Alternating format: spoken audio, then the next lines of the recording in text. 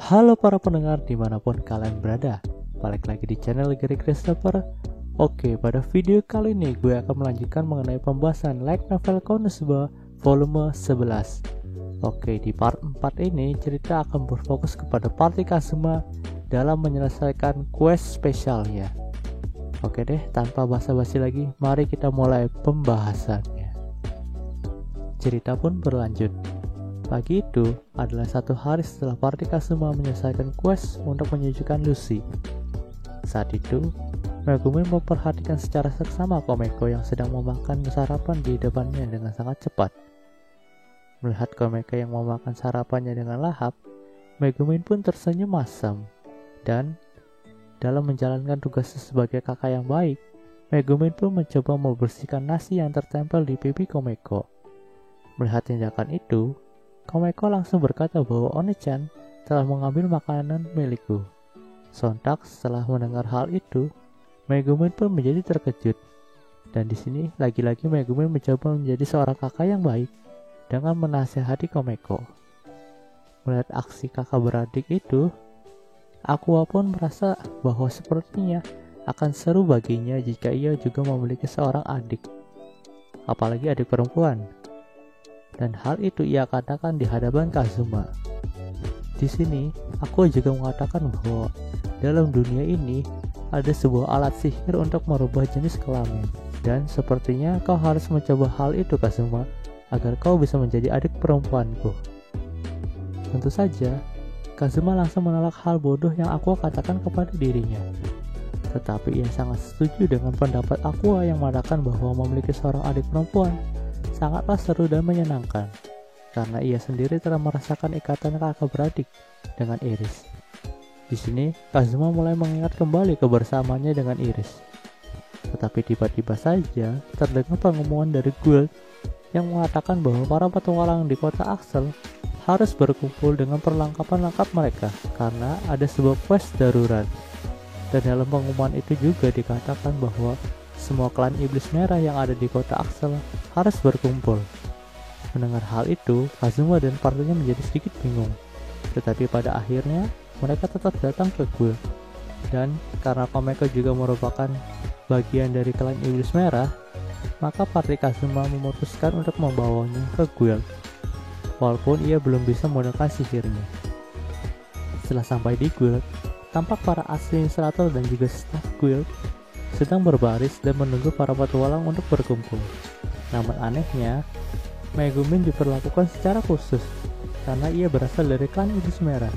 Saat itu Megumin benar-benar tersanjung dan ia mulai berpikir apakah sekarang kota ini telah mengakui dirinya sebagai penyihir terhebat. Tetapi saat itu, Luna tiba-tiba saja datang dan berkata bahwa bukan Megumin, melainkan Komeko lah yang seharusnya mendapat perlakuan khusus. Dan seketika itu pula, ekspektasi Megumin menjadi hancur. Di sini, Komeko dibawa oleh Luna dan diberi banyak sekali makanan dan juga cemilan. Tentu saja, Komeko langsung menyantap makanan itu dengan lahapnya. Tepat pada saat itu juga, Luna sang administrator guild berkata bahwa semua petualang yang ada di kota Axel harus mengambil sebuah quest sekarang. Karena sebagai para petualang yang hebat dan dianggap oleh negeri Berserk ini, maka mereka harus menunjukkan kualitasnya. Benar kan Komeko? Di sini, Luna meminta dukungan dari Komeko untuk memanfaatkan mereka semua. Setelah mendengar pengumuman itu, Party Kazuma pun menjadi sadar bahwa guild kota ini akan memanfaatkan Komeko sebagai penyemangat bagi para petualang di kota Axel untuk mengambil sebuah quest. Karena memang para petualang di kota ini sering sekali membantu Party Kazuma untuk menyelesaikan sebuah quest yang sulit. Dan secara otomatis, mereka juga mendapatkan imbalan yang besar dan menjadi cukup kaya.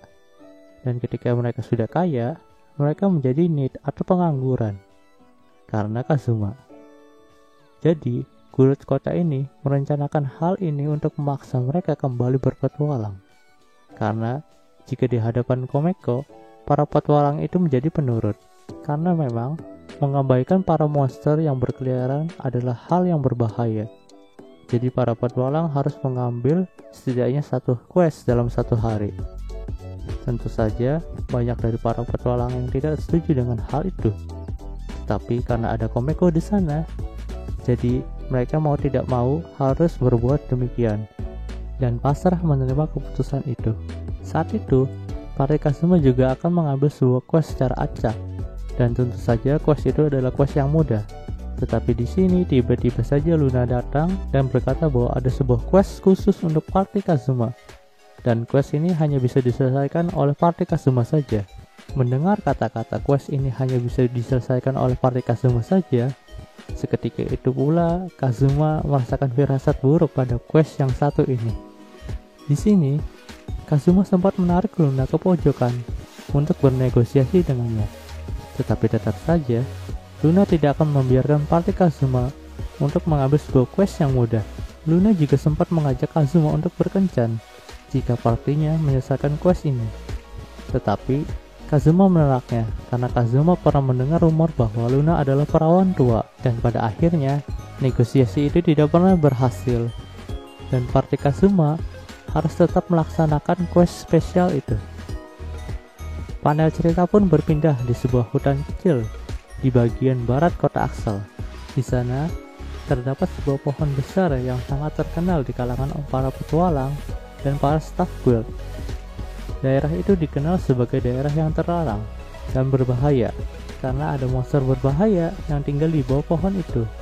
Dan monster itu bernama Tuan Putri Tentram. Walaupun dianggap sebagai daerah yang berbahaya, namun daerah itu malah ramai dikunjungi oleh para turis dari berbagai kota yang penasaran dengan Tuan Putri Tentram itu. Di sini ternyata partai Kazuma mendapatkan quest untuk memusnahkan monster Tuan Putri Tentram itu. Tentu saja, banyak keraguan pada partai Kazuma, terutama pada Aqua, yang terus saja mengatakan bahwa mereka harus membatalkan quest ini.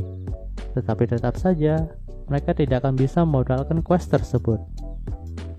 Partai Kazuma pun menempuh perjalanan yang sangat cukup jauh untuk mencapai tempat monster itu. Dan pada akhirnya, mereka pun sampai dan menemukan wanita anggun berbadan setengah pohon yang menyambut mereka. Ia adalah Tuan Putri Tentram. Saat melihat monster itu untuk pertama kalinya, membuat Kazuma berpikir bahwa sepertinya quest kali ini akan sangat menyulitkan bagi dirinya. Di sini juga aku langsung mengolok-olok monster itu dan menantangnya. Tetapi Tuan Putri Tentram itu membalas olokan Aqua dengan perkataan yang sangat lembut dan senyum yang sangat ramah. Dan hal itu mampu menaklukkan hati Aqua. Saat itu, Tuan Putri Tentram terus saja berkata-kata manis. Bahkan, Megumin dan Aqua pun terbuai dengan kata-kata manis dan cerita sedih dari monster Tuan Putri Tentram itu yang mengatakan bahwa ia bukanlah monster yang jahat. Bahkan, ia mengatakan bahwa dirinya hanya menemani para manusia yang datang ke sini untuk bunuh diri sampai akhir hayatnya dan tidak sama sekali membunuhnya. Hal itu ia katakan sambil menangis, dan sontak tangisannya itu membuat Megumin, Darkness, dan Aqua sangat bersimpati kepada dirinya. Tetapi saat itu, Kazuma tidak bersimpati kepadanya, karena memang dari awal Kazuma sudah diberitahu oleh Luna bahwa sebenarnya quest kali ini ada quest pengintaian yang dikhususkan untuk menguak semua kebenaran atau jati diri dari monster itu. Jadi Kazuma sangat berhati-hati kali ini.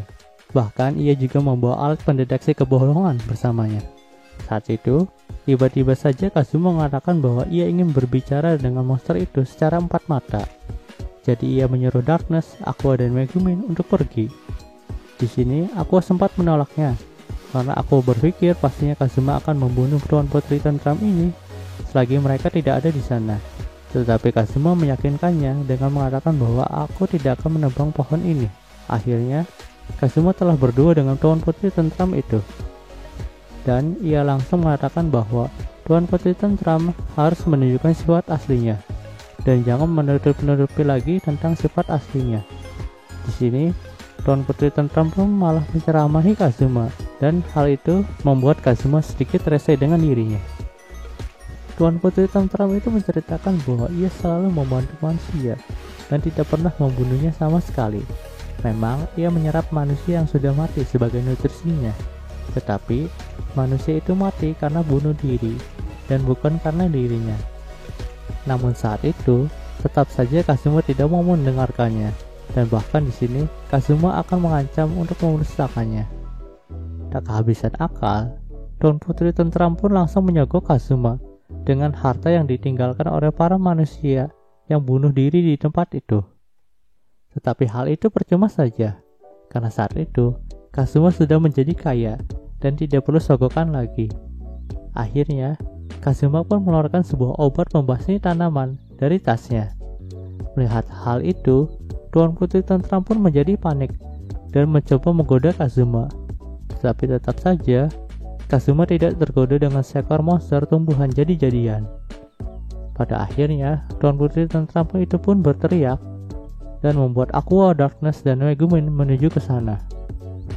Saat itu, Darkness, Megumin, dan Aqua pun datang dan menanyakan hal apa saja yang sudah terjadi di sana. Dan saat itu pula, Tuan Putri Tentram mengatakan bahwa Kazuma melakukan hal yang tidak senonoh kepadanya. Tentu saja, Kazuma tidak tinggal diam dan membela dirinya. Dalam pertengkaran antara Kazuma dan Tuan Putri Tentram, alat pendeteksi kebohongan tidak berbunyi dan mengartikan bahwa semua pendapat yang mereka keluarkan merupakan suatu kebenaran. Dan tentu saja, hal itu membuat Aqua, Darkness, dan Megumin menjadi kebingungan akan memihak siapa. Namun saat itu, Kazuma langsung menyemprotkan obat pembunuh tanaman kepada Tuan Putri Tentram selagi mereka berdebat. Dan tentu saja hal itu membuat Tuan Putri Tentram menjadi linglung dan hampir terjatuh. Merasa ada di atas angin, Kazuma pun mengatakan bahwa aku tidak mungkin tertarik dengan seekor monster tumbuhan ataupun monster pohon berwujud wanita jadi-jadian. Dan setelah mengatakan hal itu, tiba-tiba saja bel pendeteksi kebohongan berbunyi. Melihat hal konyol itu, Tuan Putri Tentram pun tersenyum licik dan mulai memaki Kazuma bahwa Kazuma akan menjadi perjaka seumur hidupnya. Dan bahkan ia menyebut Kazuma sebagai perjaka yang bodoh karena tidak tertarik dengan teman satu partinya. Dan sampai akhir hayatnya, Tuan Putri Tentram terus saja mengatakan kata-kata yang menyakiti hati Kazuma. Setelah memusnahkan Tuan Putri Tentram, parti Kazuma pun langsung melaporkan hal itu ke guild. Saat itu, Luna sangat senang tentang keberhasilan parti Kazuma dalam membasmi Tuan Putri Tentram itu. Namun sepertinya, semua anggota parti Kazuma terkena serangan batin akibat makian dari Tuan Putri Tentram. Dan di sini, parti Kazuma tidak menerima bayaran yang tinggi karena memang Tuan Putri Tentram sama sekali tidak pernah membunuh manusia. Namun tetap saja, keberadaan suatu monster di dekat kota bukanlah keadaan yang sangat menyenangkan. Jadi, Tuan Putri Tentram harus tetap dimusnahkan. Tetapi yang jadi masalahnya, banyak sekali petualang yang tidak tega memusnahkan monster itu. Tetapi di sini akhirnya monster itu dapat dimusnahkan juga meski dibayar dengan depresi yang diterima oleh parti Kazuma. Sesampainya di rumah dengan membawa Komeko, akhirnya parti Kazuma pun bisa kembali beristirahat. Aqua dan Darkness memutuskan untuk ke kandang Kaisar Zell dengan harapan ayam kecil itu bisa mengobati rasa depresi mereka. Sedangkan Megumin sedang bertengkar dengan Komeko karena Komeko terus saja mudah dimanfaatkan karena makanan. Yaps, situasi di party ini perlahan mulai membaik dan cerita pun terus berlanjut. Oke, mungkin segitu dulu pembahasan kali ini. Jika kalian suka video ini, jangan lupa like, komen, dan juga subscribe ya, agar gue lebih semangat lagi dalam membuat video dalam channel ini. Terima kasih telah mendengarkan sampai titik ini, dan sampai jumpa. Bye.